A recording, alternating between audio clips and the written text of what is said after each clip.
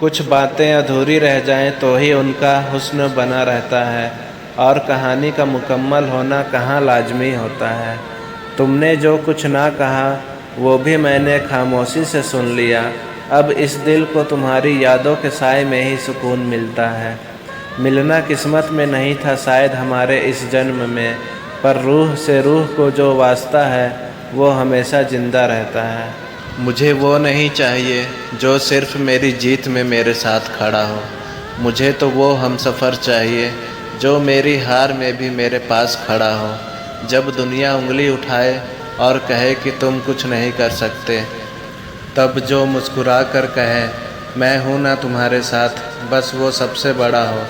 पैसा और सूरत तो वक्त के साथ ढल ही जाते हैं अक्सर, पर जो सीरत से अमीर हो उसका दिल सबसे हसीन और साफ हो। रिश्तों को वक्त देना सीखो, ताजमहल भी एक दिन में नहीं बना था। शक की दीवारें खड़ी मत करो, कोई भी इंसान मुकम्मल नहीं जन्मा था।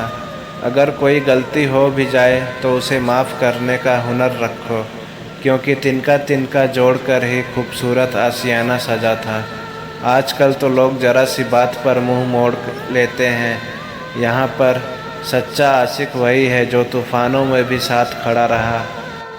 वो लड़का है अपनी तकलीफ़ें कभी किसी को बताता नहीं है, आँखों में आंसू हो फिर भी महफिल में जताता नहीं है। कंधों पर जिम्मेदारियों का एक पूरा जहां लेकर चलता है।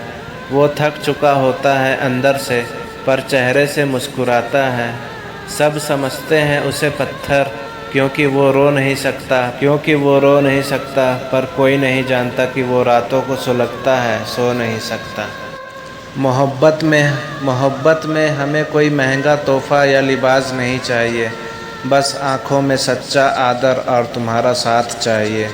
दुनिया की इस झूठी चमक दमक से बहुत दूर रहकर मुझे बस तुम्हारी बातों में सुकून भरा एहसास चाहिए।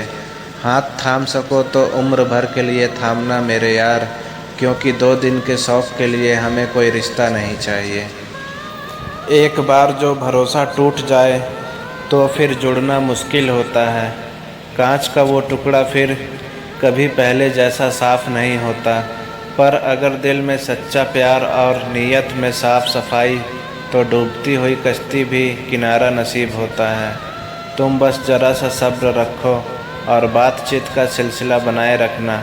वक्त कितना भी बुरा हो, हर अंधेरे के बाद उजाला होता है। ज़िंदगी ने एक बात तो बहुत अच्छे से सिखा दी है कि हर हंसता हुआ चेहरा खुश हो ये ज़रूरी नहीं।